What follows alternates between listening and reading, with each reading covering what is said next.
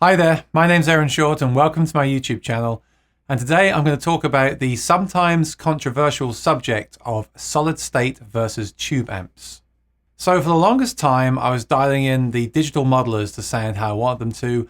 They were always missing something when I played them in the room though. Well, recently I've got a tube amp. You can see there I've got the Fender amp and I've got an amp head as well. And when I play those in the room here, they just have this fullness and bloom and full sound that I just cannot get from other devices. And this really hit me when I went to a band rehearsal a couple of years ago and I was using some solid state gear and I plugged into a Fender Twin in this rehearsal room and it just filled the room with sound. It was absolutely incredible. Well, a few weeks ago I had the Line 6 Power Cab 212 Plus, the Kemper Power Cab, a Seymour Duncan Power Stage, and also my real amp. So I decided to film them all and put the clips up on YouTube just to discuss my thoughts on this. But here's the thing, this video is more based on my experiences and opinions than the sound clips you're going to hear. Please let me know in the comments below what you think of these sound clips, okay? I want to know what you think. But remember, you're just hearing it through a single microphone. When you play the amp in the room, you hear that fill the room. Now, obviously, the Kemper Cab and the Power Cab and the Seymour Duncan into a real cab are attempting to be an amp in the room. Indeed, they are an amp in the room, but they're all different cabinets and they're all using different power supplies and they're solid state power supplies. The real amp has tubes and is not solid state, okay?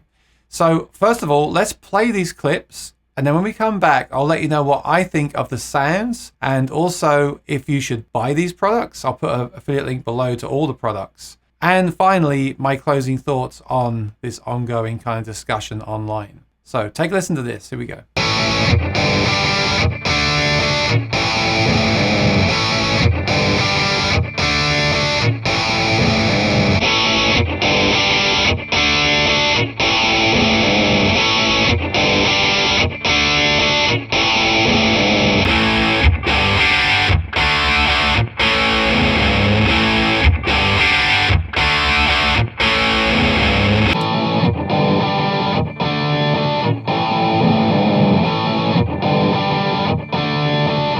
Okay, so let's go through these one by one.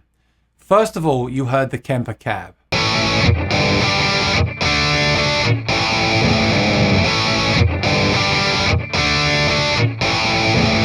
This came out recently, the powered version for a Kemper stage.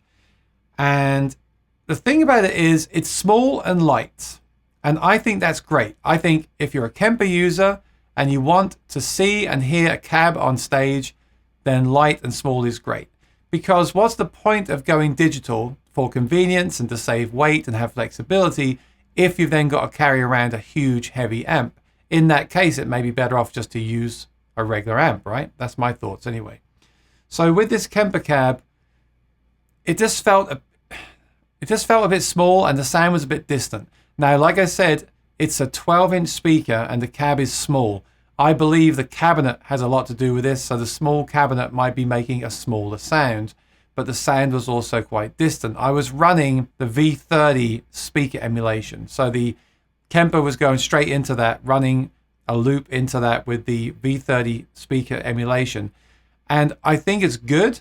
I think if you're all in on Kemper and you just want something to hear yourself with, and you need something that's really light and that can also be used for acoustic guitar, because it can also be run flat as well, then you should consider it.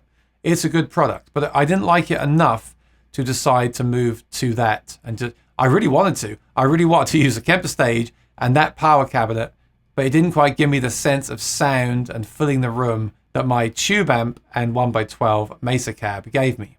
Okay, next up, we had the Power Stage by Seymour Duncan.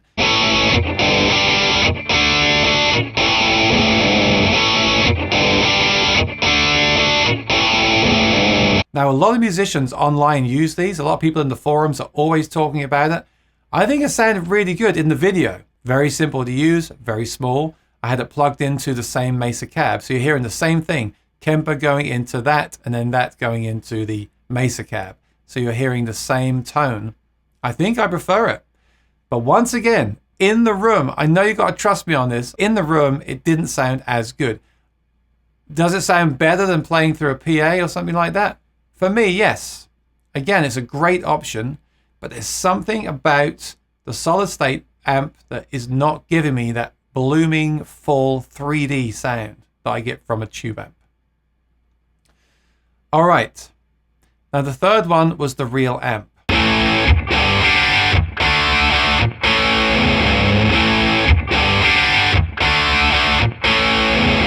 Okay, now the third one was a real amp, but I'm using the controls from the amp itself. So it's not quite as fair. I could have run the Kemper into the effects return of the amp, but I wanted to do the entire analog experience. So that is just the amp with the guitar playing through it. It's quite cutting in the mids, but I believe that is why in a live environment, that's going to cut right through and punch right through where, say, the Kemper Cab will not. I really believe that. And again, in the room, it just sounds great. The cleans sound great. Actually, the cleans sound pretty great on everything. I quite like solid state cleans, but the drive just sounds really full to me through the real thing. That's my opinion, and I'm sticking to it for now. For now. Finally, the Line 6 Power Cab.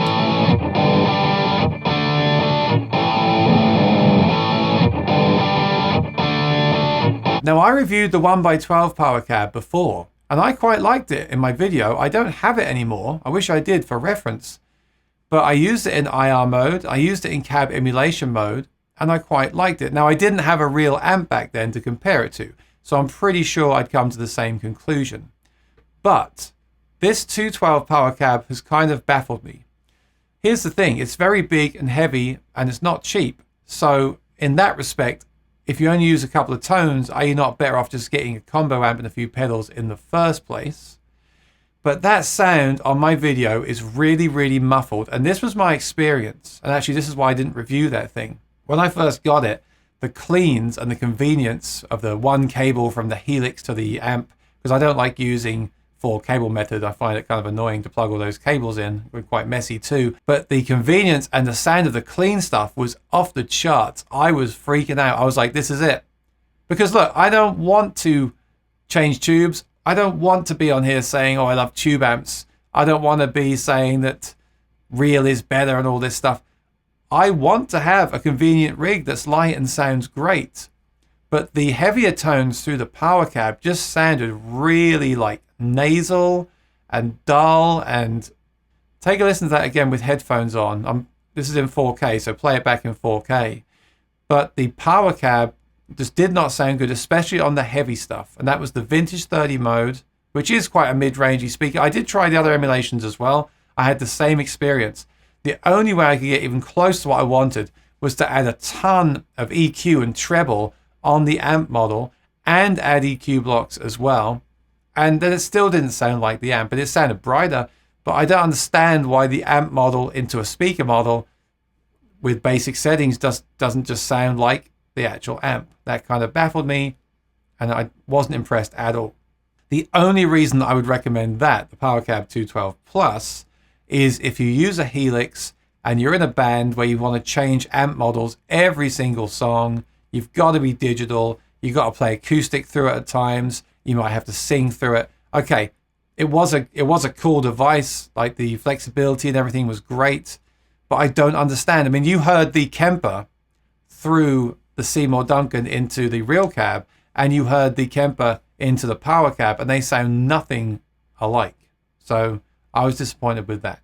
So that brings me really to my conclusion. And like I said, my conclusion is that you just have to take my word for it. In the room, a real tube amp and cab, even a 112 cab of a decent size, sounds just incredible. To me, when I say incredible, maybe that's because I haven't played many tube amps lately.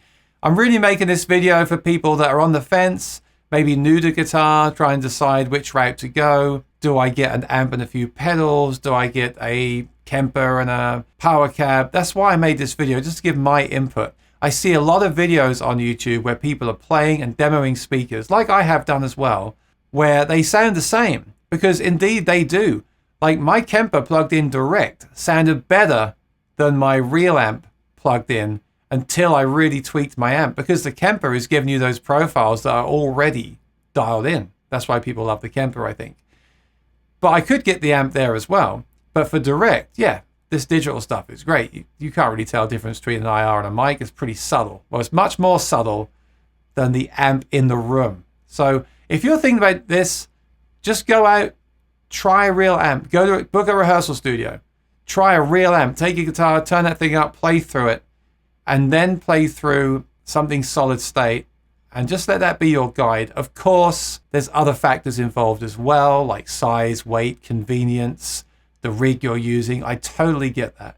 But my overall opinion here is that if you're a player like me that uses clean and crunch sounds with a few effects, just get a great amp and a few pedals and just do that. If you need that flexibility, maybe do a hybrid rig where you use something like a Helix 4-cable method with an amp.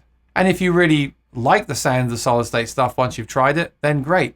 Like I said, I want to like it. I'm going to cover more of it in the future. I really want to try the Blue Guitar Amp 1 and also the new Fender Tone Master amps that are solid state.